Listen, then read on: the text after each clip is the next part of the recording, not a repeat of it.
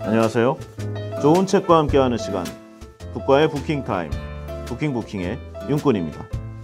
오늘은 괴짜 과학자들의 별난 실험 100이라는 제목의 책을 진행해 보려고 하는데요. 과학이라는 이름으로 실행된 100가지의 별난 이론과 실험에 대한 여러 가지 좀 이야기들을 좀 잘 재밌게 풀어놓은 책입니다. 저자는 작가이자 에디터로 활동하고 있는 로버트 케이브 씨인데요. 어릴 때부터 워낙 과학에 관심이 많아서 8살 때는 이 과학을 주제로 다루었던 이 BBC의 한 라디오 프로그램에 출연하기도 했다고 합니다. 아주 어린 나이에 방송 탔습니다. 이후에도 동물학, 생물학, 그리고 지구과학 분야에 관한 여러 가지 과학서를 좀 상당 부분 집필을 했고요. 본인 스타일이 이제 좀 엉뚱하고 그리고 이제 기발한 일을 좋아하는 좀 괴짜예요.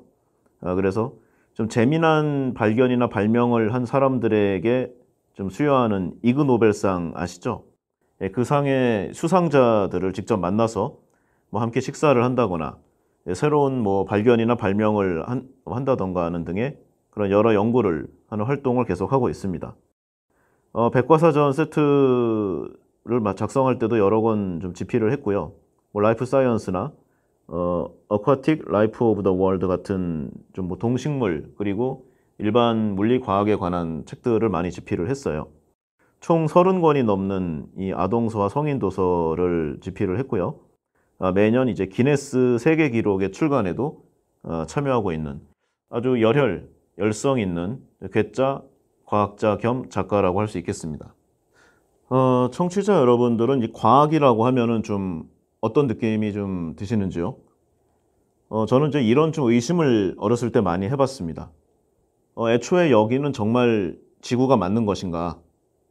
정말 물리적으로 존재하고 있는 땅인가? 결정적인 정보는 하나도 없는데 과연 우리가 지구에 살고 있다는 증거는 무엇이고 달에 갔다는 저 기록 영화라던가 사진도 과연 진짜일 것이며 뭐 이런 내용들 저는 상당히 좀 궁금했었어요. 어쩌면 어떤 공상 과학 만화에서처럼 여기가 사실은 인류 최후의 거대 우주선 속이고 누군가가 관리하고 있는 뭐 곳이라면 그리고 만약에 기억의 조작이 가능하다면 지금 나의 주위를 둘러싸고 있는 가족 그리고 친구, 뭐 친지, 환경 이런 것들은 애초에 정말 리얼한 것일까? 그리고 우리는 정말 인간이라는 존재인가? 어쩌면 우리는 바이오 세포 덩어리가 아닐까? 이런 좀 생각을 굉장히 많이 했었습니다. 꼭 공부 못하는 애들이 이런 생각 많이 하죠. 물론 다 모든 뭐 쓸데없는 공상이고요.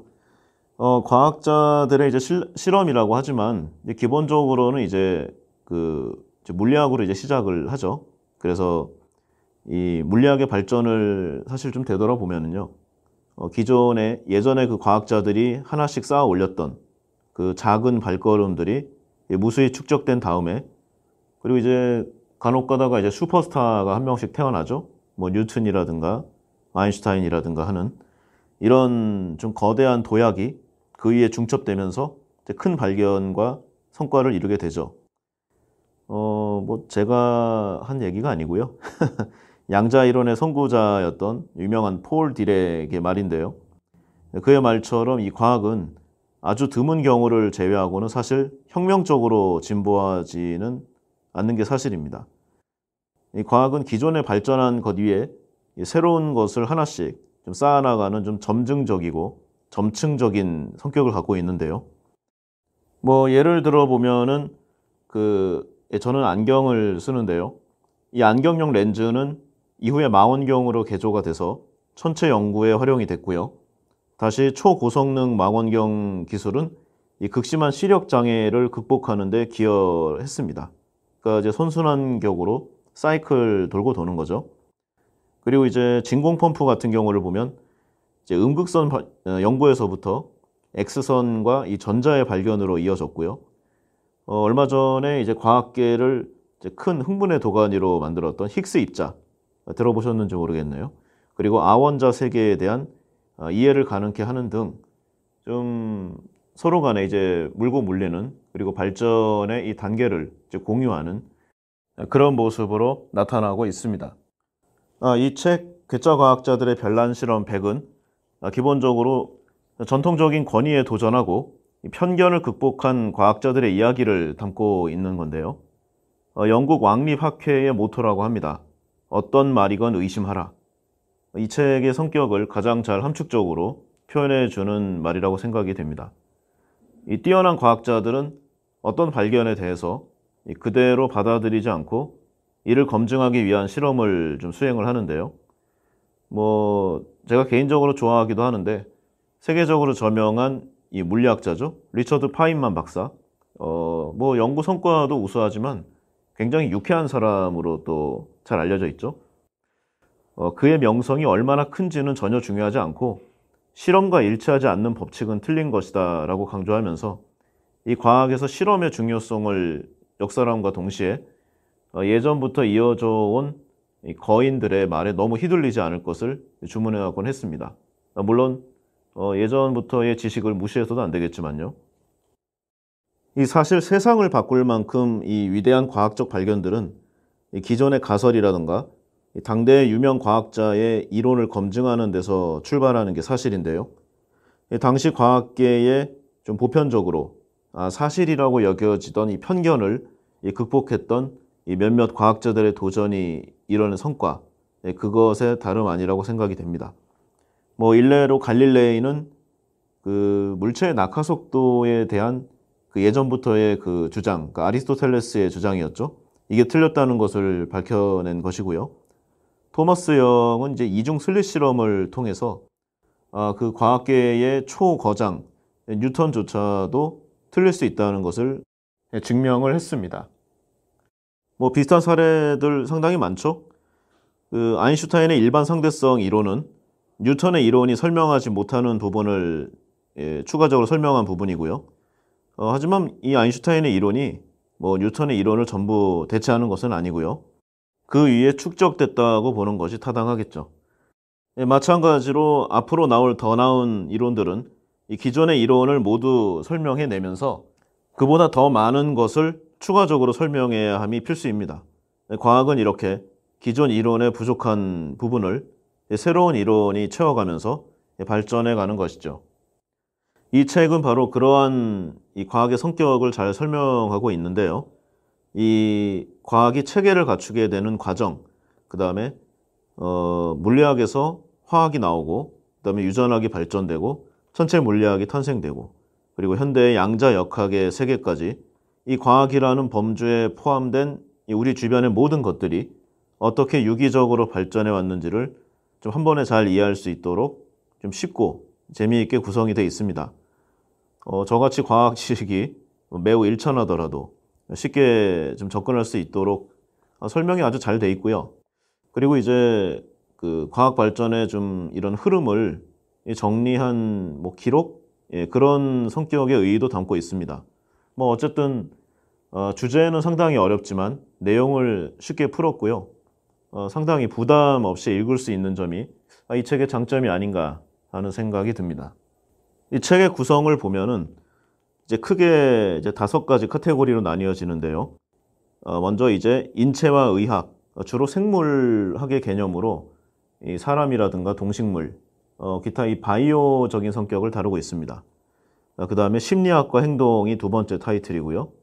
3번째는 사회과학적, 그 다음에 4번째는 지구과학, 그리고 마지막 5번째로 이제 우주에 관한 여러 가지 과학적인 가설이라든가 증명을 얘기하고 있습니다.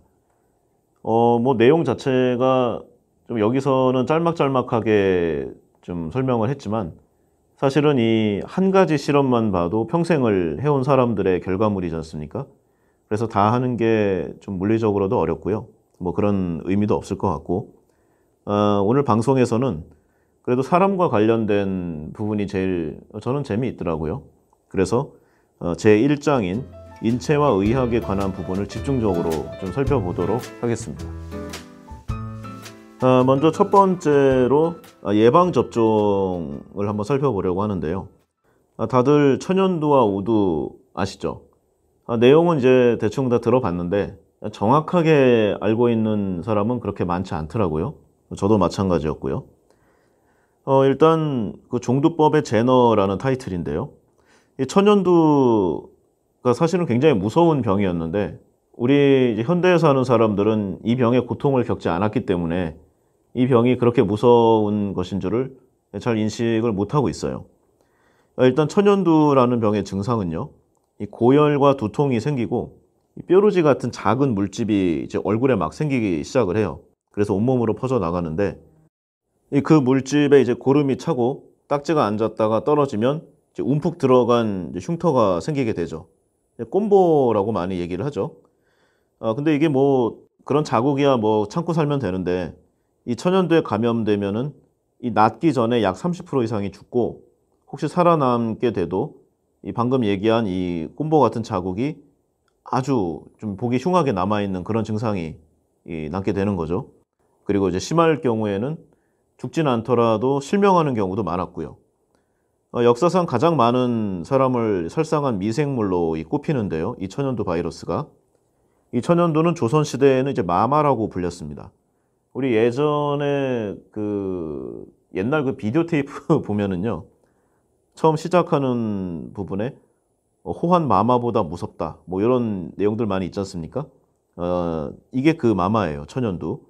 이 호랑이와 함께 당시 이 조선에 살던 사람들이 가장 두려워한 존재, 이 천연두였습니다. 근데 이제 이토록 무서운 세포이긴 하지만 그 성공적인 바이러스였죠. 이 미생물 입장에서 보면은요. 근데 이 숙주인 우리의 인간에 의해서 지금은 완전히 멸종을 했습니다. 이 무엇이 이 인플루엔자 바이러스는 여전히 창궐하고 천연두 바이러스는 이 전멸의 막다른 길로 몰아넣은 것일까? 네, 그거에 대해서 좀 살펴본 책이에요. 사실 뭐 바이러스에 걸렸다고 모두가 죽는 것은 아닙니다. 이 천연두 바이러스는 이 치사율이 높기는 하지만 뭐 천연두에 걸리고도 살아남은 이 사람의 이 몸이 이 면역을 기억을 하게 되죠. 그래서 평생 같은 질병에 걸리지 않는데 이 생존자는 뭐 대를 이어서 자식을 낳을 것이고요. 면역의 기억이 없는 그 자식들은 모두 이 바이러스의 숙주가 될 가능성이 크기 때문에 일정 수의 인구가 유지되면서 이 바이러스도 그 자손을 일정 수준으로 계속 퍼뜨릴 수 있었던 게 그간의 이제 생물학적 체계였습니다. 그런데 이제 이런 균형이 그 유명한 제너의 종두법이라는 이 백신이 개발되면서 이 승부의 추가 인간 쪽으로 이제 기울어지게 된 거죠. 이 인플루엔자와 다르게 변화할 줄 모르던 이 천연두 바이러스는 이 백신 한 방에 속수무책으로 밀리기 시작한 것입니다. 사회의 이 변혁, 이 새로운 사회에 변화하지 못하면 사라지게 되는 것은 인간뿐만이 아닌 듯합니다. 이 천연두 바이러스의 이 그 생물학적인 이 실책, 인간의 입장에서는 굉장히 좋은 상황이지만요. 이 감염된 사람에게 이 발진과 수포와 같은 외부적 이 표시를 드러내게 했다는 이 점을 꼽을 수 있는데요. 뭐 그런 거죠. 얼굴에 이 꼼보 자국이 나잖아요. 그러면은 나는 천연두에 걸렸습니다. 이런 의사 표시를 한 것과 다름이 없다는 얘기죠. 이 세계보건기구의 이 천연두 박멸 부대팀은 이 감염된 사람을 중심으로 이 주변에 사는 이 모든 사람에게 이 백신 주사를 무차별적으로 놓는 이 포위 접종 전략을 구사했다고 합니다. 이 전염병을 막는 데는 사실 병원균 자체를 차단하는 게 최고니까요. 천연두 바이러스의 이제 또 다른 패착은 이 숙주가 인간뿐이고 또 이 그 전염 기간 있잖아요. 2, 3주마다 새로운 숙주를 계속 찾아야 한다는 이런 점이 이제 패배 요인으로 작용을 했다고 합니다. 뭐 만약에 이제 한 감염자 주변의 사람이 뭐 모두 예전에 천연두를 앓았었거나 뭐 백신을 맞았거나 또는 뭐 2주 뒤에 사망한 감염자와 이 바이러스가 함께 땅에 묻히거나 뭐 이러면 이제 면역계의 자연 현상에 의해서 바이러스는 죽음을 맞을 수밖에 없는 뭐 그런 내용이죠. 이런 백신 접종 전략이 이제 제대로 먹혔었고요. 이 소말리아의 한 요리사에게 이 감염되었던 바이러스를 마지막으로 수천 년간 인간을 괴롭혀온 천연두 바이러스는 지구상에서 사라지게 됩니다. 이 인플루엔자와 이 천연두 바이러스의 이 서로 다른 생존 전략, 한쪽은 성공하고 한쪽은 실패하고 우리 인간사와 그렇게 뭐 무관해 보이지 않습니다. 하나의 숙주에만 의존하지 않고 이 스스로 끊임없이 변신하는 인플루엔자 바이러스가 추구하는 이 다양성의 확보, 요즘같이 복잡하고 이 급변하는 세상에서 이 개인의 생존 전략이라든가 아니면 글로벌 이 비즈니스 환경에서의 기업, 이 가장 단순한 형태의 미생물로부터 이런 배울 수 있는 요소가 있다는 게 굉장히 아이러니가 아닐 수 없습니다. 이 종두법에 대해 좀 살펴보면은요, 이 발견자인 이 에드워드 제너는 이제 영국의 소 농장에서 태어나서 자라났는데요.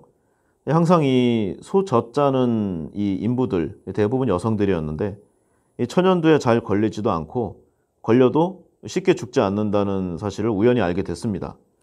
항상 이를 이상하게 여겼는데요. 당시에는 천연두로 걸렸다면 사망률이 50% 이상 되는 그런 아주 암울한 시기였기 때문에 항상 이를 좀 유심히 보던 이 제너는 성장한 후에 결국 여러 단계를 거쳐서 의사라는 직업을 갖게 되었는데요. 동시에 이제 약제상의 도제 교육도 받았다고 합니다. 그러니까 오늘날로 치면은 의사 더하기 약사죠. 그리고 이 제너가 종두법을 이제 발견하고 이 제대로 이제 치료 체계로 만든 것은 사실인데 이미 뭐 이 제너의 고향 사람들도 이 소 젖자는 여자들의 이 천연두가 잘 발생하지 않는 이런 신비를 이미 알고 있었다고 합니다. 그러니까 이제 뭐 단순히 알고 있던 것과 이걸 체계화해서 실험 검증을 통해서 과학으로 만드는 것은 전혀 다르다. 그런 내용을 좀 이 저자는 말하고 싶은 거죠. 이 제너는 이 자신의 가설을 실험하기 위해서 이 우두에 걸린 소에게서 고름을 채취한 다음에 이를 이 정원사의 아들에게 접종해 보았다고 합니다. 이 정원사가 이 예방 접종에 전적으로 동의했으리라고는 솔직히 보기 어렵습니다. 좀 월급 주는 사람과 받는 사람의 입장이란 게 있지 않겠습니까? 이 제너는 이 여러 가지 좀 과학적 윤리에 위반되는 사항에 좀 아랑곳 없이 6주 후에는 이 정원사의 아들을 이 천연두에 추가로 감염시켜 보았는데요. 그러니까 이제 그 치명적인 전염병을 의도적으로 감염시킨 뭐 그런 내용이죠. 이 의학의 역사는 사실 현대 기준으로 보면은 좀 문제가 있는 실험들로 가득 차 있습니다. 그리고 그 실상을 보면 이들 실험의 대부분이 돈과 권력이 많은 상류층 백인들에 의해서 하층민에게 실시된 그런 부분이 대부분이에요. 그러나 이제 오늘날의 우리는 이 실험들이 사회 전체에 이익이 된다는 이유로 좀 의도적으로 무시하는 경향이 큽니다. 옛날 이야기라고 하는데 오늘날도 크게 사정은 달라지지 않았고요. 지금도 신약을 개발하는 각종 글로벌 제약사들은 더 이상 이제 마지막에 쓸 약이 없는 좀 최후의 단계의 환자들에게 무료라는 이름으로 엄청난 양의 인체 실험을 시행하고 있습니다. 절대로 자기네 가족들에게는 실험하지 않죠. 무서운 일입니다. 이 이야기에서 이제 그나마 위안이 되는 점이라면 그 정원사의 아들이 천연두에 감염되지 않은 것인데요. 이 우두에 의해서 천연두 바이러스에 면역이 생겼기 때문이죠. 이러한 과정으로 이제 백신이 태어나게 됐는데요. 뭐 물론 이제 당시의 백신은 요즘에 좀 정밀한 공정과 과정을 거쳐서 만든 이 백신에 비해서는 뭐 거의 뭐 고름에 가까운, 그러니까 소의 고름에 가까운 뭐 수준이었다고 볼 수 있겠죠. 뭐 굉장히 듣기 좋은 이야기입니다. 심지어 이제 백신이라는 용어도 이 제너가 사용한 이 예방약의 이름에서 따왔다고 합니다. 근데 이제 한 가지 좀 중요한 진실이 빠져 있다고 해요. 이 제너가 백신을 만드는 데 사용한 바이러스가 실제 소에게서 나오지 않았을 거라는 점을 여러 과학자들이 좀 제시하고 있습니다. 물론 제너는 소의 고름을 채취했는데요. 이 따라서 우두 바이러스가 천연두의 초기 면역을 제공했으리라고 보는 것은 틀리진 않습니다. 그러나 현대의 이 유전자 서열 판독 기술로 이 초기의 백신을 검사해보자 이 그 속의 바이러스가 우두 바이러스와 이 근친 관계가 아니었다는 결과가 도출됐습니다.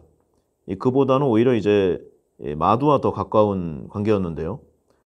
안 그래도 이 초기의 천연두 백신이 이 마두 바이러스였다는 설이 한동안 학계에 좀 많이 퍼져 있었습니다. 그리고 이제 최근에 또 다른 여러 염기설 분석을 통해서 이 설이 좀 설득력을 더하고 있는데요. 뭐 어쨌든 간에 예전에 그 제너에 의해서 여러 가지 행해졌던 이 실험 과정이 100% 진실, 사실이 아니라는 뭐 내용이 좀 더 설득력이 있는 여러 가지 이야기들이 아닐 수가 없습니다. 그럼 왜 이렇게 여러 가지 복잡한 실험 과정들이 있었는가? 이것은 이 천연두 백신 속의 이 바이러스가 이 자연에서는 찾을 수 없는 것이라는 이 점에서 대부분의 이 오해가 빚어진 것인데요. 이 실상 이 천연두 백신에 쓰이는 이 백시니아 바이러스, 실험실에서만 볼 수 있고 생물학적인 숙주가 없는 물건입니다. 엄밀히 말해서 이것은 이 제너의 마두 바이러스와도 똑같지 않고요. 널리 알려진 우두 바이러스와도 완전히 다릅니다. 그렇다고 인간에게 천연두를 일으키는 천연두 바이러스도 아니었습니다. 이 백시니아 바이러스는 인간을 죽이지 않고 면역력만 갖게 할 정도로만 이 천연두 바이러스와 유사한 것이었죠. 그러나 사실 모든 백신들이 동일한 종류의 백시니아를 보유한 것도 아닙니다. 그러니까 제너의 종두법은 뭐 어느 정도 원리를 알고는 있었지만 그 굉장한 우연과 행운에 의해서 그 최종 완성이 됐다고 보는 것이 타당하다는 말이죠. 이 오늘날의 백신은 이제 가급적 개체 차이가 좀 적게 세심히 조정돼서 제조가 되는데요. 그러나 이 제너 시대는 물론이고 그 이후로도 한참 동안 이 바이러스들은 숙주를 옮겨 다니면서 다양한 지점에서 좀 백신을 만들게 했습니다. 이러한 움직임은 이 진화적 선택에 매우 적합한 조건을 만들었는데요. 따라서 이 백시니아 바이러스는 엄청나게 많은 변이를 일으켰고요. 이에 발맞춰서 기술도 개발이 되니까 의사들도 매우 다양한 종류의 백시니아 바이러스를 사용을 해왔습니다. 이 한마디로 이 제너의 종두법은 물론 뭐 그 자신의 노력이 각고의 빛을 발한 것이겠지만 기본적으로 이러한 좀 여러 가지 큰 운이 따랐다는 것을 무시할 수 없는 그런 역사 속의 과학의 발견이 맞다는 생각입니다. 참고로 한국은 19세기 말 이 수신사 김홍집을 수행해서 일본에 갔던 이 지석영이 종두를 도입해서 시작이 되었다고 합니다. 뭐 책에 나오지는 않은 내용인데 뭐 좀 더 살펴보면은요. 백신을 맞았다고 이 독감에 걸리지 않는다는 보장은 없습니다. 바로 독감을 일으키는 이 인플루엔자 바이러스와 이 숙주인 우리의 몸이 이 치열한 숨바꼭질 게임을 하고 있기 때문인데요. 바이러스는 뭐 엄밀하게 말하면 이제 좀 완전한 생명체는 아니라고 좀 할 것입니다. 유전자하고 그것을 둘러싼 껍질이 이제 전부이기 때문에 그러니까 생명 유지를 하기 위해서는 이제 단백질이 필수로 필요하잖아요. 그래서 반드시 완전한 생명체인 숙주세포 안으로 들어가야지만 활동을 시작할 수 있는 굉장히 단순한 사실 뭐 좀 바이러스죠. 근데 이 바이러스 증식은 곧 숙주에게는 질병을 의미합니다. 바이러스는 이 숙주를 공격하기 위해서 진화를 하고 숙주는 반대로 방어를 위해 진화를 하게 되죠. 엄밀히 얘기하면 이 공생이 아닌 이제 기생 관계라고 할 수 있겠는데 뭐 서로 상대를 바라보면서 이제 공진화 하면서 이제 발견, 발명, 진화 이 과정을 이제 계속 거치게 되는 셈입니다. 이 인플루엔자 바이러스는 전형적으로 빨리 진화하는 미생물인데요. 그러면 숙주인 우리도 그만큼 재빠르게 과연 대처를 하고 있는 것일까? 이 프로세스를 살펴보면은요. 인플루엔자 바이러스가 이 새로운 숙주로 옮겨오면 그곳에서 이제 수비군의 역할을 하죠. 이 면역세포의 공격을 받게 되는데요. 우리 몸 안에 이 다양한 면역세포는 이 바이러스의 껍질에 있는 이제 항원, 그러니까 이제 면역 반응을 일으키는 물질이죠. 그 항원의 겉모양을 보고 침입자를 인식을 합니다. 만약 바이러스의 외모가 이 면역세포한테 좀 익숙하다, 그러면 이제 적이라고 인식하고 바로 바이러스를 죽일 수 있겠죠. 근데 반대로 낯설다면은 이 면역세포는 이 바이러스와의 전투에서 고전을 면치 못하게 되는 그런 과정을 겪게 됩니다. 근데 우리 면역계 체계는 상당히 기억력이 좋다고 해요. 그래서 한 번 감염된 적이 있는 바이러스는 꼭 기억했다가 같은 항원을 가진 바이러스가 몸 안에 다시 들어왔을 때 바로 대응을 할 수 있는 그런 체계를 가지고 있습니다. 이 원리를 이용해서 특정 항원을 가진 바이러스가 공격하기 전에 나의 면역계를 미리 훈련시킬 수 있는데 이것이 바로 백신의 기본 원리이죠. 이 백신에는 훈련에 사용할 바이러스의 항원이 들어있는 것입니다. 그러면 그에 상대되는 인플루엔자 바이러스는 어떻게 하는 것인가? 이제 동물 중에서 숙주로 이제 새를 가장 많이 좋아한다고 하는데요. 뭐 우리가 주변에서 키우는 뭐 닭이라든가 오리, 뭐 거위, 뭐 기타 뭐 철새, 야생, 조류 등 모든 것을 포함하는 이 새들이 바로 이 바이러스의 주 숙주인데요. 이 인플루엔자 바이러스는 바로 이 철새를 타고 대륙 간의 이동도 아주 쉽게 하는 뭐 그런 상황입니다. 아주 활동 범위가 넓어요. 이 수많은 야생동물의 몸 안에서 지금 이 순간에도 아주 다양한 조합의 항원을 가진 인플루엔자 바이러스들이 만들어지고 있고 이 숙주에 붙어서 기생하여 여행하고 있는 그런 상황이죠. 이 새로운 조합으로 구성된 이 조류 인플루엔자 이 바이러스는 이 사람의 면역계에는 완전히 새로운 존재일 수도 있고 그 피해는 상상을 초월할 수도 있습니다. 이 과학자들이 그래서 가장 두려워하는 것은 걸렸다 하면 치사율이 절반 이상에 이르는 이 특정 항원을 가진 조류 인플루엔자 바이러스인데요. 아시아 지역에서 발생한 이 수백 건의 이 바이러스에 의한 감염을 살펴보면 대부분 닭이나 오리 같은 조류에서 사람으로 직접 전염이 되는 그 발병률이 계속 높아지고 있다고 합니다. 천만다행인 것은 이 조류 바이러스도 그렇게 또 뛰어나진 않다고 해요. 그래서 아주 쉽게 사람에서 사람으로는 전염이 쉽지 않다는 그런 내용입니다. 우리가 이 바이러스를 되게 낯설어하듯이 바이러스도 인간의 몸 안에서 생활이 적응하는 게 쉽지 않다고 합니다. 그래서 이 조류에서 인간으로 숙주를 옮기기 위해서는 상당한 노력과 시간, 그리고 이 바이러스 입장에서는 운도 필요한데요. 만약에 뭐 이제 여러 가지 요건이 잘 맞으면은 100년 전에 약 5천만 명을 희생시켰던 스페인 독감과 같은 대재앙이 올 수도 뭐 있는 그런 상황이죠. 이 때문에 이제 타미플루와 같은 치료제, 지금 계속 업그레이드 버전이 나오고 있는데요. 여러 가지 다른 제약사에서 다른 제품도 나오고 있고 계속 추가로 개발돼야 하고 연구도 계속 박차를 가해야 하는 그 이유가 여기에 있는 것이죠. 뭐 실제 사태가 터지고 나면은 뭐 연구 개발에도 의미가 없죠. 이 기간과 시간의 차이가 있기 때문에. 그래서 치료제와 백신에 관한 연구는 국가적으로도 꼭 필요한 이 보험의 성격이 있고요. 한 국가만 잘해서 해결될 일도 아닌 것입니다. 좀 더 볼까요? 그러면 이제 백신을 맞은 사람 중에서 또 독감에 걸리는 경우가 있고 아닌 경우가 있지 않습니까? 근데 왜 그런 것일까? 가장 중요한 이유는 이제 같은 항원형이어도 그 세부적인 이 유전자의 염기 서열에 차이가 나기 때문인데요. 이를 이제 변이라고 하죠. 인플루엔자 바이러스의 이 빠른 진화로 발생한 변이는 사실 이제 방향성도 없고 그냥 무작위로 이제 일어나게 되는데요. 그래서 이제 우리가 대처하는 방법은 이렇습니다.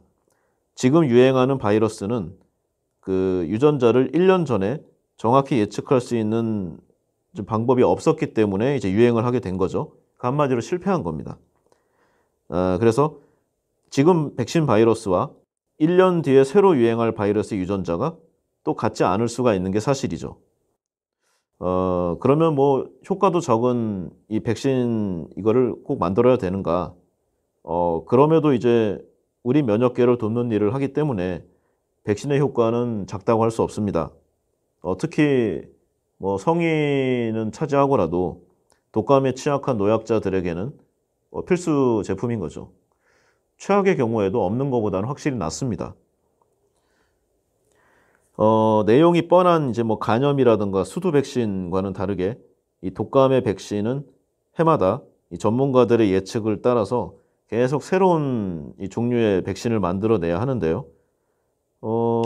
이 백신은 이제 해당 그 바이러스와 맞지 않는 백신은 전부 폐기 처분해야 되는데요. 그러면 이 인플루엔자 바이러스를 한 방에 제압할 수 있는 더 나은 백신에 더 확실한 정확한 백신의 개발은 불가능한 것인가? 이 과학자와 이 제약사들은 예를 들어 이제 북반구라면은 6개월 전에 남반구에서 유행했던 바이러스의 항원을 캐치해서 그런 제품을 만들고 또 남반구에서는 그 반대 개념으로 하는 이런 루트를 찾고 있는데요. 아주 뭐 생각보다 쉽지는 않다고 합니다. 그래도 이 바이러스를 완전히 퇴치할 수는 없어도 그 체계와 그 힘을 약화시키는 것만이 뭐 할 수 있는 거의 유일한 방법이니까요. 오늘도 쉬지 않고 개발에 박차를 가하고 있는 상황입니다. 이 인플루엔자 바이러스를 이제 완전히 퇴치하는 것은 현실적으로 이제 불가능한데요. 첫 번째는 이제 바이러스의 빠른 진화로 인해서 한번 개발된 이 치료제나 백신을 영구적으로 사용할 수가 없고, 둘째는 이제 인간 이외에도 다른 숙주가 있다는 점이죠. 뭐 새 같은, 뭐 우리가 세상의 모든 새를 없앨 수도 없고요. 또 모든 새한테 백신을 일일이 놔줄 수도 없지 않습니까? 어려운 문제입니다. 여담으로 이 조류 바이러스는 2000년대 이후부터 급격히 이 발생률과 이 변형률이 증가를 했는데요. 이는 좀 사육 방식에 기인한다 하겠습니다. 뭐 무슨 말인지 아시죠? 너무 뻔하니까 뭐 설명할 필요도 없는데, 뭐 예를 들어서 우리 사람들에게 10,000원 지하철이라던가 10,000원 버스에서 평생을 살라고 하면은 과연 건강하게 전염병 없이 살 수 있을까요? 아마도 이 병 이전에 스트레스로 먼저 죽을 수도 있을 것입니다. 이 조류독감 같은 이 각종 바이러스, 미생물에 의한 피해는 인간 이외의 생명체, 즉 동식물들에게 무자비하게 대한 우리 사람에게 자연이 주는 보복이 아닐까 하는 생각을 해봤습니다. 뭐 이러한 내용이 이제 제너의 종두법, 그러니까 예방 접종에 대한 얘기고요. 비슷한 내용이 하나 더 있습니다. 페니실린 다들 아시죠?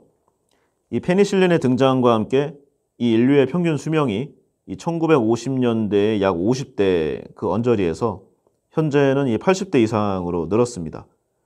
뭐 대부분의 과학자들이 만일 페니실린이 없었다면 현재 인구 수가 절반 그 이하가 될 수도 있다고 말을 하고 있는데요. 그럼 이 페니실린은 어떻게 개발된 것인가? 사실 이 인류가 세균의 존재를 좀 알아차린 거는 사실 얼마 되지 않았죠. 이 프랑스의 이 미생물학자 이 루이 파스테르가 이 1855년에 이 숙성시키고 있는 포도주가 이 자꾸 상한다. 그래서 이제 좀 원인을 찾아달라고 하는 이 주변의 양조업자들의 부탁을 받고 연구했던 것이 이제 그 시발점입니다. 이렇게 해서 세균의 존재를 처음으로 확인을 하게 됐는데요. 동시에 이 세균이 질병을 일으킨다는 사실도 밝혀내게 됐습니다. 자, 이제 세균이라는 원인을 찾아냈으니까 그러면 이제 이에 대응되는 항생제를 개발하는 일이 숙제로 남게 됐죠. 많은 의사와 과학자들이 여기에 달려들었습니다. 이 페니실린을 처음 발견한 알렉산더 플레밍과 유사한 제품이죠. 프론토시를 발견한 게르하르트 도마크도 이제 그중 하나였는데요. 흔히 우리가 최초의 항생제라고 하면 페니실린을 떠올리지만 과학계에서는 이 페니실린과 프론토실 가운데 무엇이 과연 최초인가 아주 큰 논란이 일었던 적이 있습니다.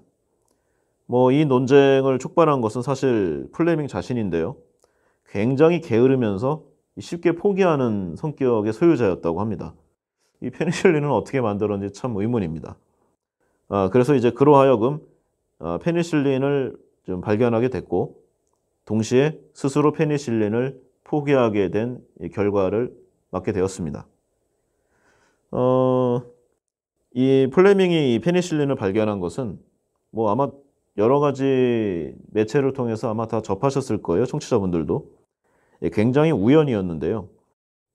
이 연이은 행운과 이 바람직하지 못한 그 굉장히 게을렀던 그의 실험 습관이 큰 공헌을 하게 됐던 것입니다. 그런 의미에서 이 플레밍은 이 페니실린의 발명가라고 부르기보다는 발견자라고 호칭하는 게 더 옳은 표현일지도 모르겠습니다. 내용을 좀 살펴보면은요. 1929년에 이 플레밍은 영국 세인트 메리 병원에서 이 곰팡이를 배양해서 멸균 능력을 지닌 어떤 물질을 이제 분리해내는 연구를 진행하고 있었는데요. 마침 이 플레밍의 연구실 바로 아래층에 이 곰팡이로 알레르기 백신을 만드는 연구가 한창이었다고 합니다.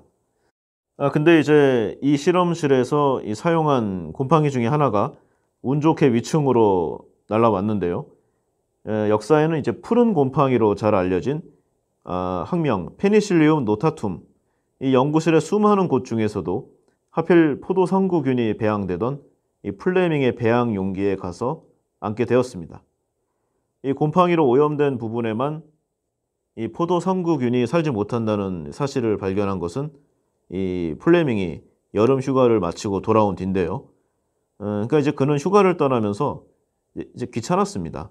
이제 그 이후로 배양 용기를 이제 배양기에 넣는 대신에 실험대에 그냥 두고 갔는데요. 마침 이제 그의 여름이 다른 해와 다르게 날씨가 매우 서늘했다고 합니다. 그러니까 이제 뭐 여름에 서늘해 봤자니까 곰팡이가 증식하기에 딱 좋은 기온이었는데요. 이 추가 연구를 통해서 이 플레밍은 이 푸른 곰팡이로부터 결국 페니실린을 분리해내는데 성공을 하게 됩니다. 이 플레밍은 이 페니실린이 포도성구균뿐 아니라 연쇄성구균, 뇌막염균, 임질, 디프테리아균 등의 항균 효과가 있다는 점을 발견하게 됐는데요. 이 과정은 어떻든지 간에 인류 역사에 크나큰 공헌을 하게 된 것만은 분명하다 하겠습니다. 그런데 이제 좋았던 것은 딱 거기뿐이고요. 이 플레밍은 이후에도 이 몇 번의 실험 끝에 자신의 발견을 결국 실패로 단정해 버리고 맙니다. 이후에도 이제 토끼의 혈액 등을 이용해서 효과를 좀 측정해 봤더니 이 균의 생존, 이 지속 시간이 30분도 되지 않았고요. 자신의 연구를 돕던 한 조수의 코 속에 생긴 이 염증을 치료하려고 이 페니실린을 한번 발라봤지만 아무 효과도 거두지 못했던 뭐 그런 것이었습니다. 그리고 추가로 이제 다리를 절단한 환자에게도 발라봤는데 효과는커녕 폐혈증으로 사망해버렸어요.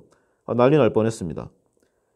그래서 결국 플레밍은 이듬해에 곰팡이에서 얻은 물질은 항균력이 우수하지만 몸에는 효과가 없을 것이라면서 연구를 포기하게 됩니다.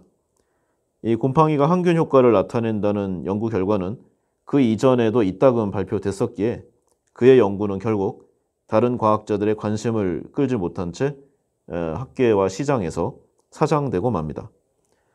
이 영원히 묻힐 뻔했던 이 페니실린은 약 10년 뒤에 이 하워드 플로리와 언스트 카인이라는 두 과학자가 세상으로 이끌어내게 되는데요. 이들은 플레밍이 시도했던 이 페니실린 연구를 재개하기로 결심을 하게 됩니다. 한눈에 봐도 이 플레밍의 연구가 이 과정과 이 그 프로세스 이 결과 도출이 너무 엉성해서 그러니까 이 과학자 때문에 실패했다고 결론을 내리게 된 거죠. 그래서 잘 만들어서 연구를 재개하면 새로운 결과를 얻을 수 있을 것으로 기대를 하고 가열차게 진행을 하게 됩니다. 실제 재분석 결과 플레밍의 연구는 이 페니실린의 용량이나 투여 방법이 전혀 고려되지 않은 채 작용 시간만 측정하는 등 실험상의 부족한 부분이 한두 군데가 아니었습니다. 결국 두 사람은 이 플레밍의 오류를 보완해서 다시 한번 페니실린 연구에 착수하게 됐는데요. 곧 좋은 결과가 나왔습니다. 1940년에 동물 실험에서 페니실린의 효과를 입증하게 됐고요. 이듬해에는 포도성구균에 감염된 환자를 대상으로 임상시험을 실시, 논문으로 발표하게 됩니다. 결국 페니실린의 화학적 구조를 완벽히 밝혀내서 대량 생산할 수 있게 된 거죠. 과연 이 플레밍의 페니실린을 최초로 볼 수 있느냐의 논쟁은 바로 여기서 시작되게 됩니다. 페니실린의 효과는 플레밍이 발견한 지 약 10년이 지나서 결국 다른 사람들에 의해 증명됐기 때문이죠. 여기서 이제 몇 가지 중요한 내용이 나옵니다. 과학에서는, 특히 발명에서는 첫 번째가 무엇보다 중요하다는 점, 그리고 과학에도 정치 논리가 많이 반영된다는 점, 이런 부분들을 간과해서는 안 될 것이에요. 그리고 이제 이 플레밍과 함께 이 논쟁의 중심에 서 있는 사람이 이 독일의 세균학자 이 게르하르트 도마크인데요. 이 독일의 제약회사 이 바이엘 연구소에 근무하면서 이 항생물질 개발에 몰두한 과학자입니다. 이 도마크는 이 세균의 세포 벽에 이 잘 붙는 염료일수록 이 균을 잘 죽인다는 가설을 세우고 이 다양한 염료를 합성한 끝에 이 자신의 작품 프론토실이 연쇄 성균균을 죽이는데 효과가 있는 것을 알아내게 됩니다. 어떻게 실험을 해야 고민하고 있었는데요. 어느 날 이 도마크의 6살 난 딸이 바늘에 찔리는 사건이 발생합니다. 이 열이 나고 팔이 부어오르는 등의 이 전형적인 감염 증상이 나타났는데요. 딸을 데리고 병원에 가자 의사는 팔을 잘라내자고 말을 합니다. 도마크는 받아들일 수가 없었죠. 그는 곧 딸에게 자신이 만든 프론토실을 여러 차례 먹였는데 상처가 부작용 없이 회복되게 됩니다. 이후 프론토실의 성분 자체가 세균을 죽이지는 못하지만 인체에서 설파닐 아미드로 분해가 돼서 세균을 죽일 수 있다는 사실이 추가적으로 밝혀졌고요. 근데 이제 때가 공교로워요. 이때가 1953년 플레밍이 페니실린을 개발한 지 6년 뒤이면서 플로리와 카인이 페니실린의 효과를 증명하기 5년 전이었습니다. 그러니까 중간에 딱 걸리는 거죠. 이 최초의 항생제 논쟁에서 이 플레밍 쪽 의견이 좀 더 이제 우선적이고 뭐 좀 인정받는 것은 사실인데요. 뭐 노벨상으로도 증명이 됩니다. 이 해당 부문인 노벨 생리의학상이 1945년에 이 플레밍, 플로리, 카인 이 세트의 사람들이 먼저 받게 됐고요. 이 도마크는 1947년에 받았는데요. 여기에 사실 한 가지 비밀이 숨어 있습니다. 이 원래는 도마크가 이 플레밍이 앞선 1939년에 노벨상 수상자로 선정됐던 것이죠. 근데 이제 당시 나치 정부의 방해로 도마크는 노벨상을 거부한다는 문서에 강제 서명을 해야 했고요. 전쟁이 끝나고 나서 나치 정부가 사라진 뒤인 1947년에 결국 도마크는 8년 만에 노벨상 시상식에 참여할 수가 있었습니다. 뭐 토탈적인 성격이 강하지만요. 이 중세 유럽에서는 이 패스트가 창궐을 해서 당시 유럽 인구의 절반인 1억 명 이상이 죽었다고 합니다. 뭐 이 당시의 절망적인 상황을 묘사한 여러 작품들도 많은데요. 만약에 이 페니실린의 위대한 발견이 없었다면, 그리고 이제 그 이후에 이어진 항생제들의 개발의 역사가 없다면, 아마도 이 현재까지 이어져 왔을지도 모를 전염병의 역사입니다. 그래서 페니실린이 기적의 약이라고 불렸던 이유이기도 하죠. 이 페니실린은 2차 대전 중에 아주 대활약을 하게 되는데요. 연합군의 노르망디 상륙작전에 처음 투입됐던 페니실린은 총상을 입은 연합군 병사들의 이 세균 감염에 의한 사망을 극적으로 막아줬고요. 결국 연합군의 제2차 세계대전 승리에 아주 크게 기여를 하게 됩니다. 이 페니실린은 이 외에도 그 전까지 치료하지 못했던 이 많은 전염성 질병들, 그리고 임질이나 매독 등의 성병 치료에도 아주 탁월한 효능을 보인 만능의약품으로 대접을 받게 되죠. 뭐 훌륭한 가설과 계획, 그리고 검증, 실험 과정이 있었지만 어쨌든 간에 우연히 아주 행운적으로 잘 조합이 됐던 이런 역사의 스토리들이고요. 뭐 몇 가지 또 찾아보면 있습니다. 페니실린의 발견처럼 아주 우연한 일들이 위대한 발견으로 이어지는 경우가 좀 종종 있는데요. 뭐 예를 들어서 미술사에서 아주 추상 미술의 선구자로 불리는 칸딘스키. 어느 날 외출을 하고 난 다음에 자신의 아뜰리에로 좀 돌아와 보니까 너무나도 훌륭한 그림이 걸려 있는 것을 발견을 하게 됩니다. 근데 자세히 살펴보니까 그 그림은 자신의 그림이었고요. 다만 거꾸로 놓여져 있었다는 뭐 그런 내용이죠. 여기서 칸딘스키는 일정한 사람의 선입관을 배제하면 전혀 다른 어떤 느낌이 온다는 것을 발견하고 이후에 소위 추상화로 불리는 이 길로 나서게 됩니다. 뭐 너무 유명한 이야기들이지만 이 사과가 떨어지는 것을 보고 중력의 법칙을 발견했던 뉴턴이나 목욕탕에서 아르키메데스의 원리를 발견한 아르키메데스도 같은 경우라고 할 수 있겠죠. 우리 주위에서 쉽게 지나치는 것들 중에 한두 개만 잘 캐치해도 어쩌면 우리는 인생이 바뀔 큰 찬스를 잡을 수 있지는 않을까 하는 생각도 해보게 됩니다. 오늘은 여기까지 하겠습니다. 네, 좋아요와 구독 버튼 꼭 부탁드립니다. 네, 감사합니다. 안녕하세요. 좋은 책과 함께하는 시간, 북과의 부킹타임, 부킹의 윤꾼입니다. 네, 오늘은 지난 시간에 이어서 괴짜 과학자들의 별난 실험 100, 그 두 번째 시간을 진행해 보도록 하겠습니다. 처음 얘기할 것은 동물 복제에 관한 내용인데요. 이 1996년 영국 에든버러에 위치한 이 로슬린 연구소에서 양 한 마리가 태어났습니다. 이 양은 그 네이처의 연구 결과가 발표되면서 곧바로 전 세계를 깜짝 놀라게 만들었는데요. 바로 인류 역사상 가장 유명한 동물이 된 복제양 돌리입니다. 이 돌리 전에도 복제 동물은 여러 이미 탄생해 있었는데요. 뭐 굉장히 오래전 일이죠. 1938년 독일에서 이 초기 배 단계의 세포의 핵을 난자에 이식하는 이 소위 핵 이식 방법을 제안을 해서 동물 복제의 가능성을 열었던 것이 그 시초입니다. 그래서 1952년에 미국에서 그 개구리의 수정란 세포를 난자에 이식해서 올챙이를 만드는 데 성공하게 됐고요.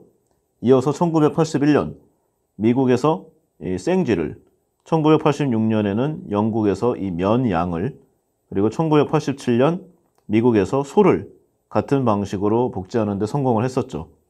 이러한 과정을 거쳐서 결국 가장 어렵다는 양의 결과에 이르게 된 것입니다. 먼저 그 과정을 살펴보기 전에 내용 개념을 좀 알아보면은요. 이 줄기세포라고 하면은 인간의 몸을 이 구성하는 이 서로 다른 세포나 이 장기로 성장하는 일종의 모세포인데요. 이 간세포라고도 불립니다. 이 줄기세포에는 이 사람의 배아를 이용해서 만들 수 있는 이 배아줄기세포하고요. 혈구세포를 끊임없이 만드는 이 골수세포와 같은 이 성체줄기세포, 이렇게 나뉘어지는데요. 좀 뭐 쉽게 얘기해서 이 줄기세포는 우리 몸을 구성하는 이 모든 세포나 이 조직의 근간이 되는 세포로서 인체 내에 200여 가지가 넘는 세포로 분화할 수 있는 속칭 만능세포라고 할 수 있겠습니다. 이 줄기세포는 이 간이나 심장 등 이 장기를 형성하기 직전 단계의 세포로 이 커다란 나무 줄기가 잔가지를 뻗어내듯이 이 몸을 구성하는 모든 세포로 분화될 수 있는 세포라는 뜻에서 이 줄기라는 이름이 붙게 되었습니다. 뭐 다른 뭐 전체 세포의 개념을 다 일일이 설명하는 것은 뭐 큰 의미가 없을 테니까요. 간단히 얘기하면은 이 배아 줄기세포는 이제 그 몇 가지로 나눠지는 과정 중에 하나예요. 그러니까 줄기세포는 이제 성체 줄기세포, 유도 만능 줄기세포, 배아 줄기세포로 나뉘게 되는데요.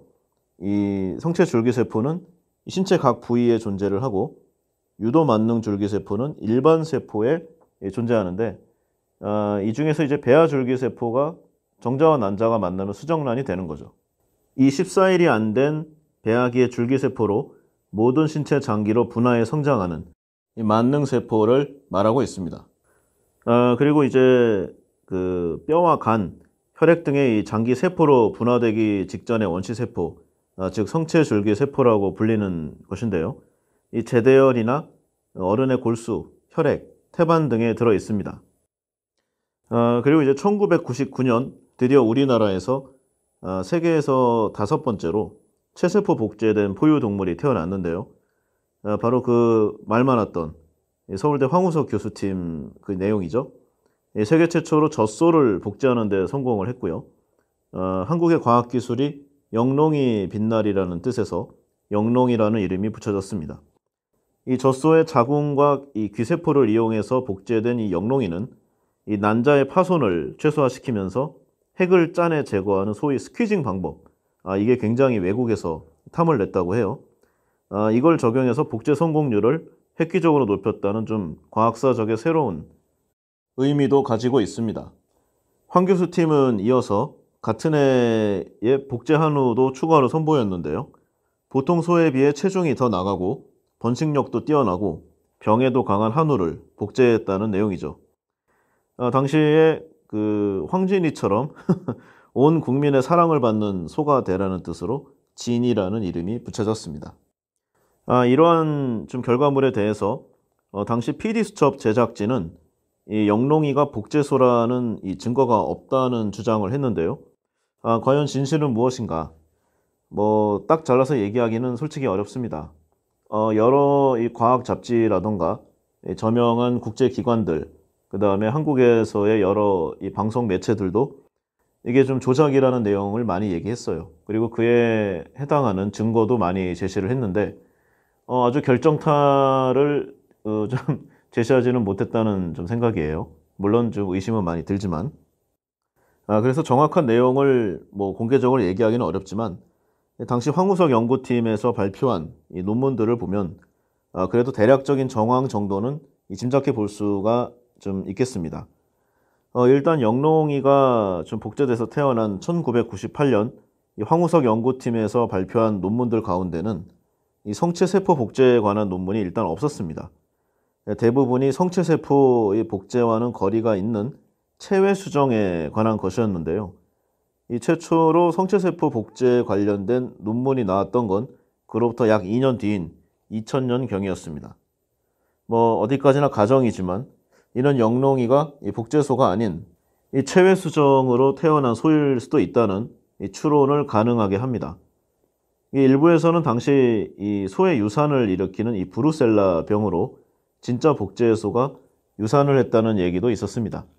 뭐 어떤 경우든 간에 가짜 복제소 논란이 일어난 거는 좀 불가피한 일이었는데요.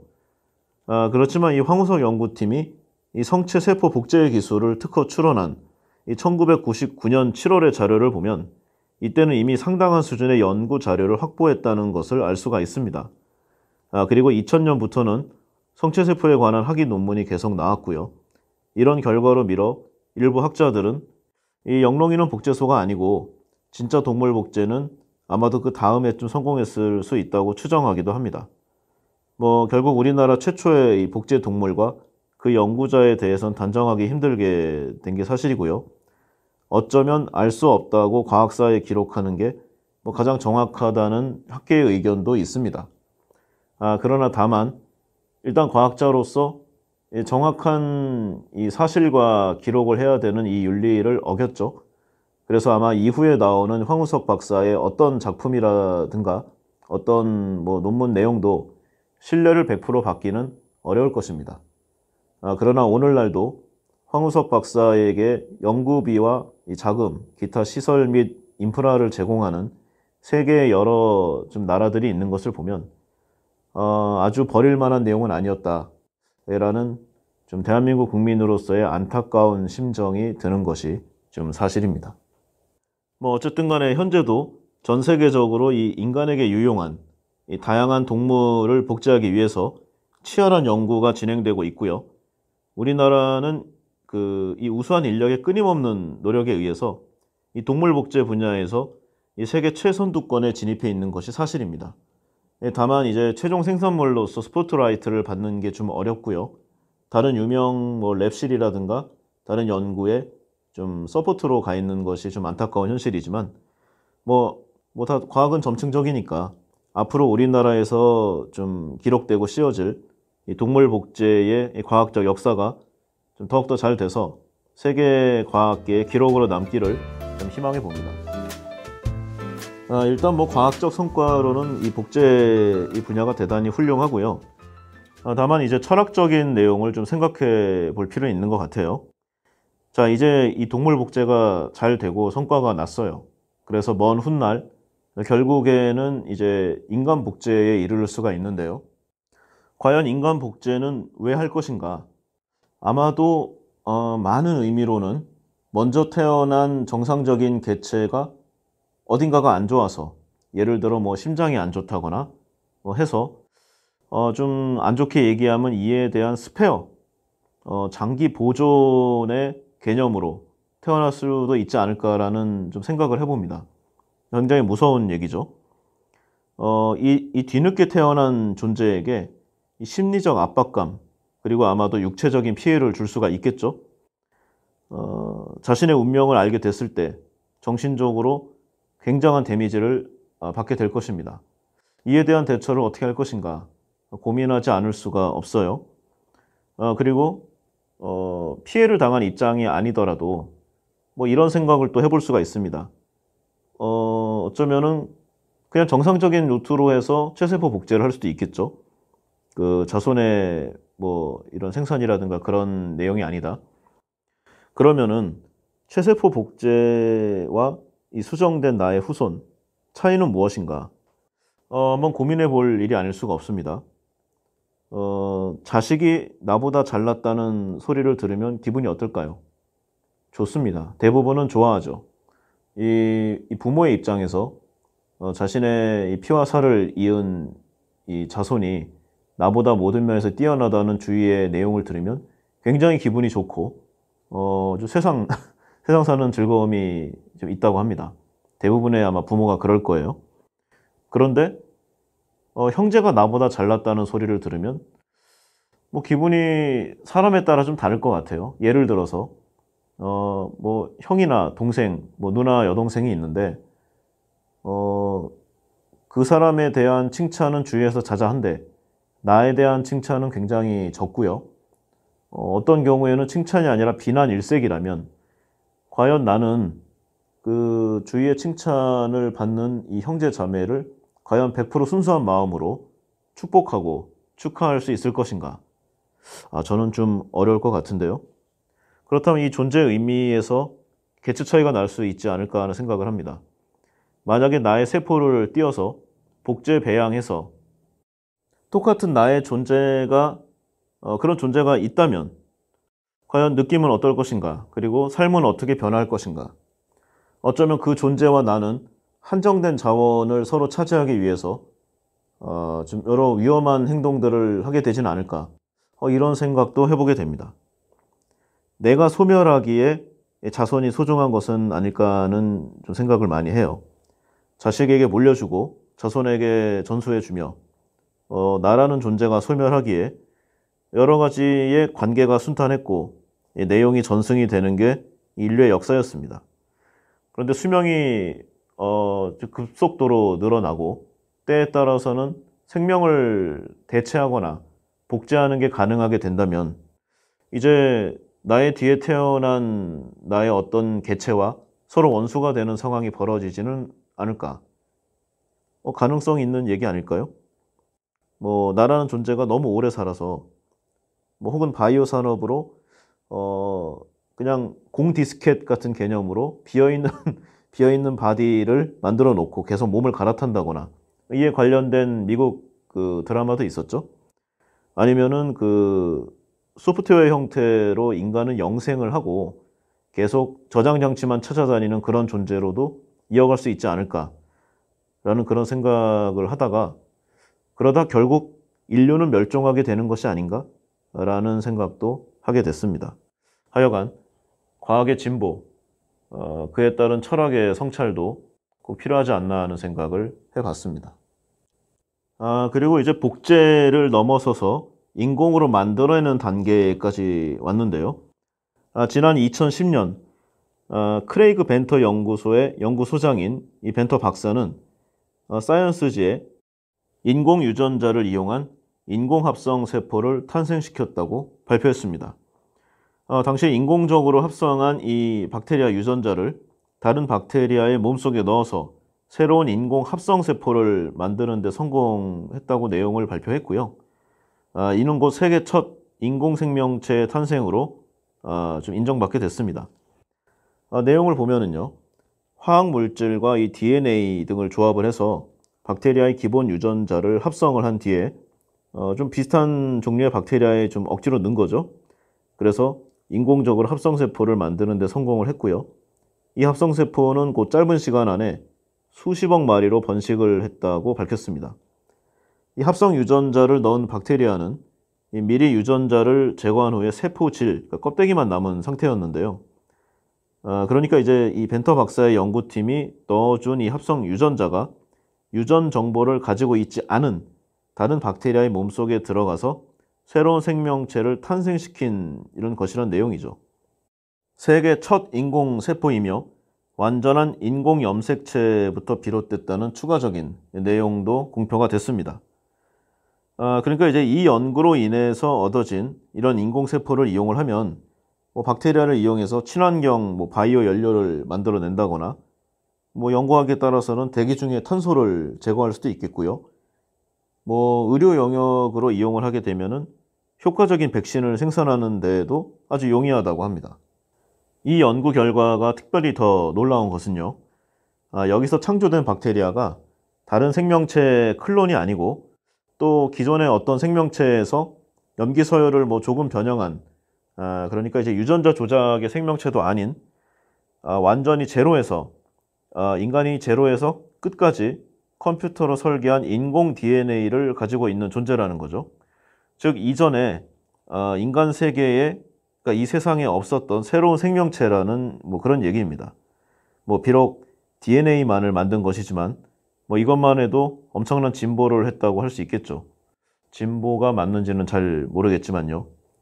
뭐 아마도 굉장한 시행착오가 있겠지만 최초의 프로토타입을 만들어냈으니까 점차 업그레이드하는 것은 뭐 하기 나름이라는 생각을 해요.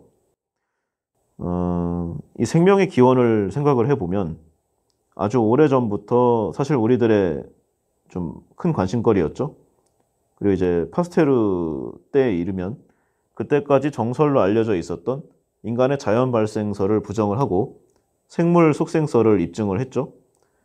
그 이제 뭐 잠시 공백이 있긴 했지만 여러 생물학자들이 꾸준히 생명의 기원에 대해서 탐구를 했었고 현대에 와서는 뭐 진화생물학 아니면 진화론에 화학을 덧붙인 이런 학문 이런 쪽에 이제 과학적인 발달로 생명의 기원에 대한 상당히 설득력 있는 가설들이 제시가 됐었고요.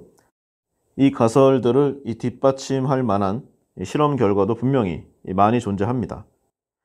따라서 인공생명체를 만드는 게 생각보다 어렵다고 해서 뭐 생명의 기원에 대해 전혀 알 수 없는 것은 아니란 얘기죠.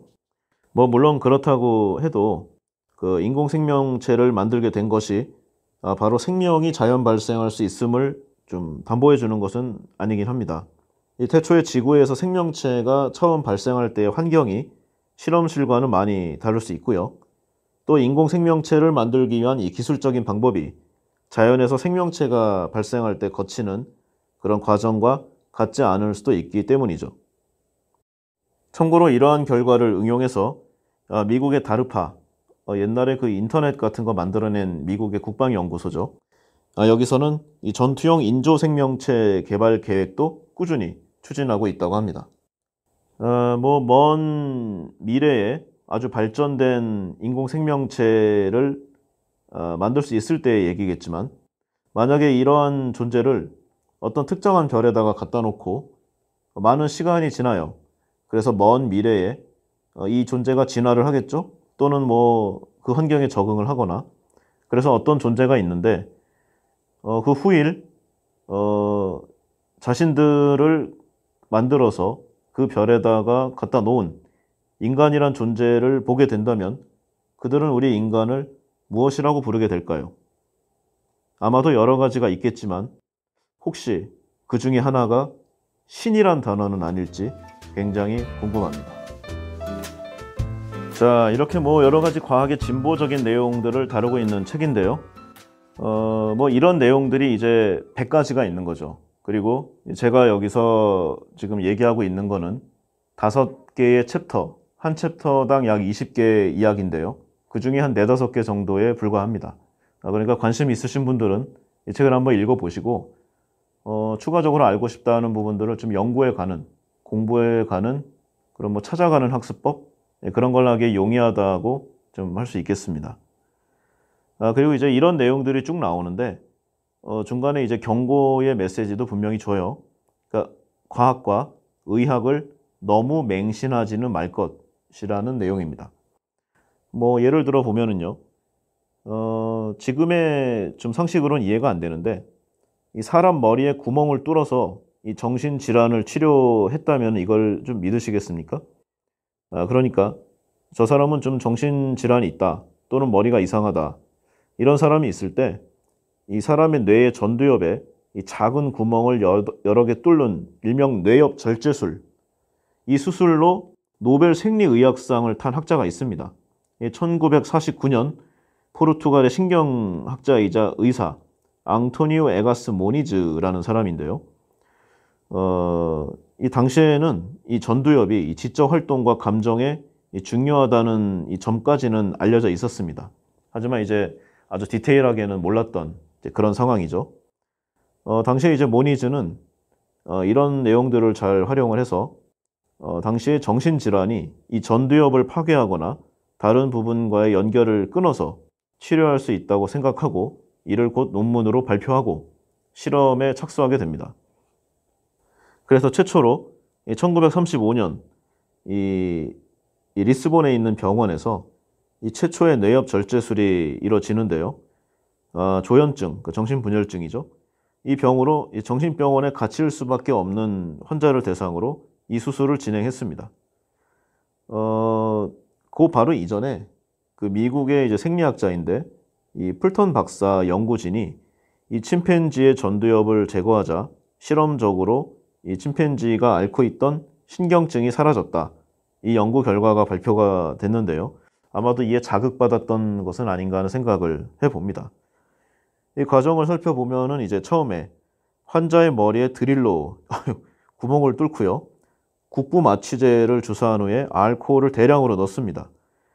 그래서 전두엽과 이 뇌의 나머지 부분을 연결하는 섬유소를 파괴하는 뭐 그런 기본 개념이죠. 이후에 이제 주사 대신에 칼을 이용했는데요. 이 하얀 물질을 자르기 때문에 백질 절제술이라 이름 붙이기도 합니다. 하여튼 무서운 내용입니다. 실제로 이 수술을 받은 환자들 중에 많은 이들의 증상이 개선됐다는 보고도 있습니다. 그래서 이러한 결과를 기초로 이제 결국 1949년에 백질 절제술에 대한 가치로 이 모니즈는 노벨 생리의학상을 받게 되죠. 참 말도 안 되는 일입니다. 그렇게 오래된 시절도 아니에요. 어쨌든 간에 이 결과가 이제 다른 나라로 퍼져갔습니다. 미국의 월터 프리먼 박사 같은 경우에는 이제 이 전전두엽 절제술이라는 보다 발전된 것 같은 이 뇌 잘라내는 수술을 하게 됐고요. 뭐 그러니까 이런 개념이죠. 어떤 병원에서 라식을 잘해서 문전 성시를 이루니까 이제 라섹을 개발하고 추가적으로 계속 업그레이드 시키는 겁니다. 이 유명한 작가 조나 레러의 저서 뇌는 어떻게 결정하는가에 이 수술 과정이 잘 나와 있다고 하는데요. 이전보다 더 파워풀한 내용을 보여줘야 되니까 이 전전두엽 절제술을 더 파워풀하게 화끈하게 진행을 합니다. 그러니까 이제 얼음 깨는 송곳 아시죠? 그거를 눈꺼풀 사이에 넣고 망치로 두드립니다. 이 모니즈의 최초 방식보다 훨씬 거친 방법인데요. 이 수술을 바라본 작가가 뇌를 칼로 휘젓는 것에 가깝다는 표현을 한 것이 아주 잘 표현했다는 그런 내용이 있습니다. 그래서 이제 자료에 따르면은 1939년부터 1951년까지 약 12년 동안 미국의 정신병원, 감옥 등지에 있던 환자 약 18,000명이 이 수술을 받았고요. 특히 이 프리먼이 일생 동안 얼음 송곳을 눈 안으로 집어넣은 환자가 무려 3,439명이라고 합니다. 이는 공식적인 숫자니까요. 비공식적이거나 좀 대외 공표하기 어려운 케이스까지 하면은 정말로 어마어마한 수의 사람들이 정말 말도 안 되는 수술로 고통을 받은 내용이죠. 결과를 보면은요. 이 수술을 받던 환자의 약 5에서 6%가 수술대에 의해서 현장 사망을 했고요. 살아남은 환자들도 언어 능력을 잃거나 단기적 기억상실증에 걸리는 등 아주 막대한 후유증과 부작용을 경험을 했다고 합니다. 총 미국에서는 이게 마무리될 때까지 약 4만 명의 사람들이 어떤 종류로든 뇌엽절제술을 받았고요. 영국은 17,000명, 그리고 북유럽 국가인 핀란드, 노르웨이, 스웨덴이 합쳐서 9,300명, 어마어마한 숫자입니다. 이 수술을 받은 환자들 중에는 주로 여자들이 많았다고 하고요. 때에 따라서는 어린 아이들까지 포함되어 있는 것으로 보이는데 아무래도 사회적 약자에 대해서 더 과감한 행동을 하는 것은 어느 시대에나 있는 야만적인 행동이 아닌가 합니다. 이에 대한 각계각층에서 고발이 이어졌는데요. 이 노벨상 스캔들이라는 책에서는 이 수술의 어두운 여러 가지 백그라운드를 좀 말하고 있습니다. 일단 수술 결과로 수술을 받은 정신질환자들 가운데 성공했다고 표현되는 케이스의 상당수가 겉으로는 조용하고 온순해진 것은 맞지만 지능이 굉장히 떨어지고 무기력해졌다는 내용을 좀 고발하고 있습니다. 그래서 당시 그 에가스 모니지의 노벨상 수상이 매우 적절치 않았다는 비판이 전 세계 곳곳에서 일어나게 되는 계기가 됐습니다. 이에 대해 노벨상 재단은 1998년에 공식 입장을 발표했는데요. 뭐 이런 거죠. 그러니까 솔직히 당시에는 정신질환자를 치료할 방법이 없었다. 그래서 정신질환자는 뭐 짧게는 몇 개월에서 길게는 수십 년 동안 병원 신세를 져야 했는데, 그 결과로 1940년대 이 미국의 공공의료기관의 입원실 절반이 정신질환자로 채워졌던 것이 현실이었다. 그런데 모니지의 수술을 받은 환자는 퇴원해도 가족들이 충분히 돌볼 수 있게 됐기 때문에 어떤 면에서 정신질환의 외과 치료 부문에서 중요한 개선이면 분명하다라는 의견을 내놨습니다. 무려 약 한 5, 60년 뒤에 이런 내용을 좀 얘기한 것도 좀 말이 안 되지만요. 그 내용이 더더욱 어처구니가 없습니다. 그러니까 한마디로 가능성을 충분히 인지했지만 병원에 있는 것보다는 지능을 떨어뜨려서 집에다가 두는 게 더 좋았다. 뭐 그런 내용 아니겠습니까? 뭐 그러다 죽으면 할 수 없는 거고. 굳이 의학적 지식이 없어도 일반 상식으로만 생각해도 충분히 위험한 이 수술이 이렇게 많이 행해졌다니, 이 군중의 이 과학 또는 의학을 맹신하는 이런 내용, 충분히 한번 짚고 넘어가야 할 부분이 아닐 수가 없습니다. 의학을 불신해서도 안 되겠지만 무조건적인 맹신도 아주 큰 위험을 겪을 수 있다 하는 역사의 교훈입니다. 스스로의 건강과 몸은 스스로가 지켜야 하겠습니다. 그리고 이제 뭐 오늘의 마지막 얘기일 것 같은데요. 라이카의 우주여행이 좀 과학은 아닌데 좀 짠한 내용이어서 오늘 마지막 스토리로 한번 이야기해 보려고 합니다. 혹시 라이카를 아시는지요? 라이카란 이름은 사실 이제 개 품종명인데요. 이게 러시아에서 우주선으로 쏘아 올린 최초의 우주 비행견입니다. 실제로 우주로 나간 이 라이카의 당시 이름은 러시아어로 쿠드랴프카라고 불렸는데요. 지금은 그냥 다들 라이카라고 좀 부르고 있습니다. 이 냉전 시대의 당시에는 이 미국과 소련의 우주 경쟁이 아주 불붙었던 시절이었는데요. 이 소련의 연구진들이 이 당시에 스푸트니크 2호의 개를 태워서 인간 대신 우주로 내보낸 다음에 생물체를 실은 이 우주선의 가능성 여부를 테스트하는, 거기에 좀 발탁된 그 강아지였습니다. 사실 뭐 그 당시의 기준으로 보면 뭐 지금도 그렇지만 우주로 인간을 바로 보냈다가 솔직히 무슨 일이 벌어질지 장담할 수 없잖아요. 그래서 소련은 물론이고 미국도 각종 동물을 우주 공간으로 내보냈는데요. 이 미국은 이 햄이라는 침팬지를 보내기도 했습니다. 이 라이카는 원래 좀 모스크바 시내를 배회하던 이 떠돌이 개였는데요. 이 빈민가에서 음식 쓰레기를 주워 먹으면서 살았다고 합니다. 근데 굉장히 영리해서 그 주변 사람들의 귀여움을 독차지했다고 하는 그런 여담이 있습니다. 그러던 어느 날 이 우주로 보낼 이 개를 찾던 이 러시아의 과학자들의 눈에 띄게 되었고요. 그들에 의해서 모스크바의 항공의학 연구소에 들어가 좀 여러 가지 다른 품종의 개들과 함께 우주견으로서의 훈련을 받게 됩니다. 이 몇 개월의 그 훈련을 받은 끝에 그 최종 후보 자리에 올랐는데요. 곧 모든 이 다른 개들을 압도적인 스코어 차로 제치고 적임으로 발탁이 됩니다. 이유는 이제 개치고는 매우 영리했고요. 연구원들을 비롯한 사람을 잘 따랐고, 무엇보다 항상 침착하고 온순한 그 성향에 있었다고 합니다. 그리고 마침내 1957년 11월 3일 라이카는 우주로 쏘아 올려지게 되죠. 이 당시 우주선의 기술력으로는 이 지구로 귀환할 수가 없었기 때문에 당초 예정대로라면 이 라이카는 발사 일주일 후에 자동 독약 주사를 맞은 뒤 안락사되는 운명이었는데요. 실제로는 우주로 나간 지 몇 시간 만에 희생되었다고 합니다. 이 발사 당시에 필연적으로 발생할 수밖에 없었던 이 엄청난 소음과 진동, 그리고 당시로서는 아주 완벽하지 못했던 우주선과 그 열 차폐 시스템, 이게 좀 안 좋잖아요. 기술력이 떨어지니까. 그러니까 이제 고열, 고온, 그리고 고음, 그리고 엄청난 고진동이 한꺼번에 작용을 해서 아마도 굉장히 고통스러운 이 좀 육체적인 상황이 아마 있었을 거라고 예상이 됩니다. 이 라이카가 우주로 보내지기 전에 우주선에 실려 있는 사진을 보면은요, 이 좁은 공간에 이 단단히 고정되어서 이 발사된 것으로 이렇게 좀 파악이 되는데요. 그러니까 좀 꽉 묶여 있는 거죠.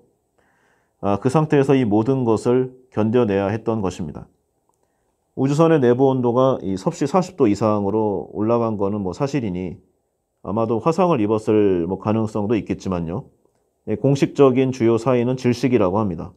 뭐 그거나 고통스러운 죽음이라는 사실에는 좀 변함이 없지만 뭐 어쨌든 간에 극심한 공포와 스트레스를 겪었을 것이 분명합니다.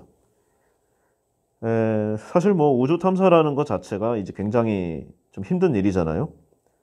그래서 그 인간들 중에 최고의 비행사들이 그러니까 가장 신체적 조건이 우수하고 지적 능력이 탁월한 그럼에도 좀 모자르다고 생각돼서 그 엄청난 양의 훈련을 받고 그렇게 가서도 힘든 것이 우주 비행인데 이 라이카가 이렇게 고통스럽게 죽은 사실이 밝혀진 그렇게 뭐 오래된 일도 아닌데 당시 미국에게 이제 모든 면에서 지고 싶지 않았어요, 러시아도.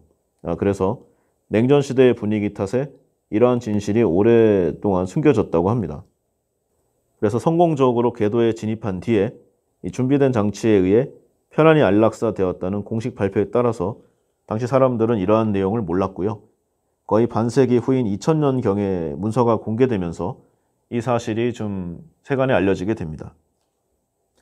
이 당시 우주선의 실험 목표가 우주 공간에서의 생물체의 생존 여부 그리고 적응 가능성이었는데요.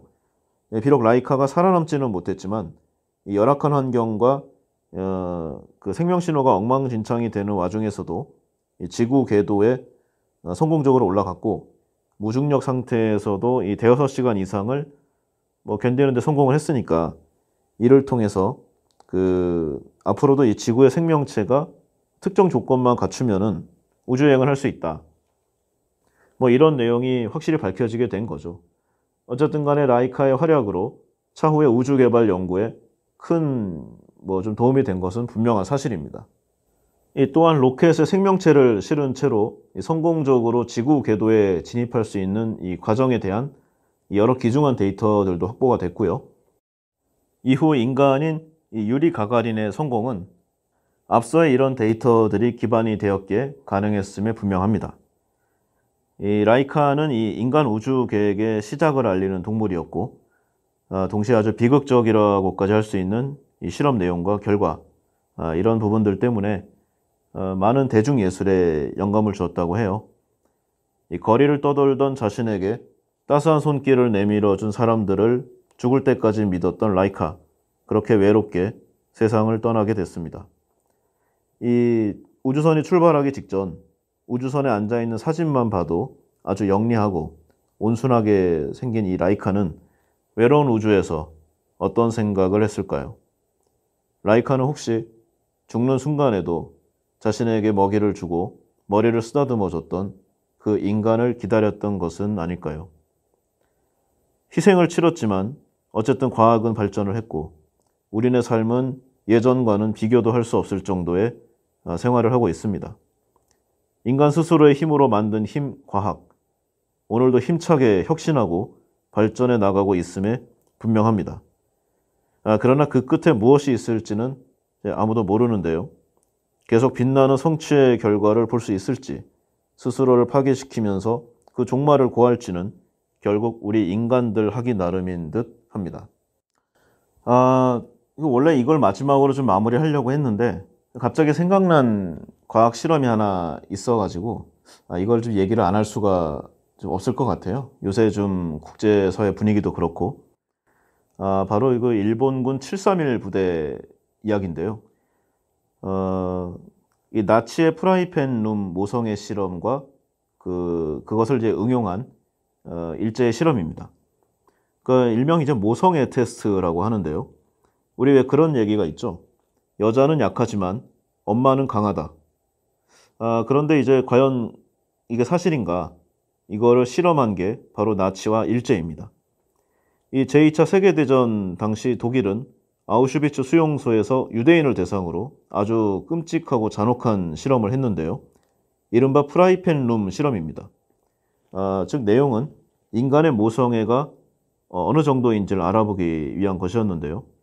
실험 방식은 이렇습니다. 이제 온돌로 되어 있는 방에 모든 문을 막고 밖에서 안을 들여다보며 관찰할 수 있을 정도로만 이제 유리창 문을 만들어 놓습니다. 그리고 그 안에 엄마와 아기를 넣어서 가두고는 천천히 온도를 올리죠. 점차 바닥이 가열되기 시작합니다. 온도가 계속 오릅니다. 모든 엄마들이 처음에는 아기를 껴안고 고통을 감내합니다. 그리고 아기를 부둥켜 안고 살려달라고 울부짖죠. 그런데 바닥이 계속 뜨거워져서 마침내 발을 디딜 수조차 없을 이 프라이팬과 같은 상태가 되니까 결국 인간이 견디기 힘들 정도의 온도가 되자 엄마들의 태도가 달라졌습니다. 어느 순간 분노, 고통, 슬픔과 애원, 절망과 체념이 가득 찬 모습을 보이고 그러고는 방금 전까지 보호하려고 안고 있던 아기를 바닥에 깔고 밟고 올라가는 것이었습니다. 좀 인간의 존재 의미를 망가뜨리는 아주 무서운 실험이 아닐 수가 없습니다. 결국 자기애보다는 못한 게 인간 본성이라는 그런 실험 결과를 나타내는 것이죠. 그러니까 자기애가 모성보다 세다는 얘기입니다. 일본의 731 부대에도 전쟁 중 이와 비슷한 실험을 했다고 합니다. 이 엄마와 아기를 좁은 공간에 가두고 이 물을 채워 나가자 처음에는 머리 끝까지 차오르도록 아기를 높이 들며 버둥거리죠. 아기를 살리겠다고.